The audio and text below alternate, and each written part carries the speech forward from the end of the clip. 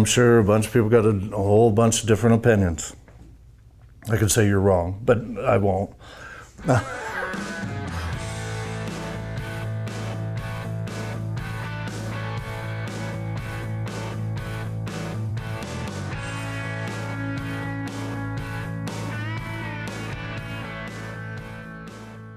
It's come up on several of my recent homes on a debate as to whether or not we're going to put 2-inch rigid or some sort of insulation underneath the concrete, and are we putting on the inside, the outside, and so on and so forth when it comes to footers and stem walls, and it kind of falls under that same discussion on what you're calling your envelope, very similar to your insulation up top. I think it's not one way works, because it's not.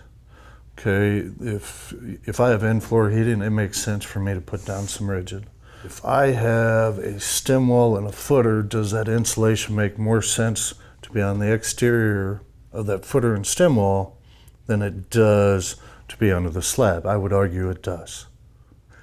It's just looking at and analyzing every home is a little bit different, and where is it that you're going to lose that heat. And a bunch of times it's just installing some insulation on the exterior envelope of your foundation is going to be your best solution, and trying to catch the temperature differential before it ever even gets inside your building in lieu of inside underneath my slab.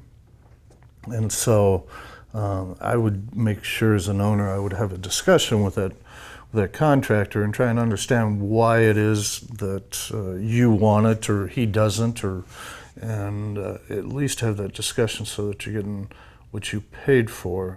Anybody that has built anything knows the expense of the insulation, that rigid board. I think Lowe's, Home Depot, or whatever, they're $50 a sheet or whatever, so it can add up significantly.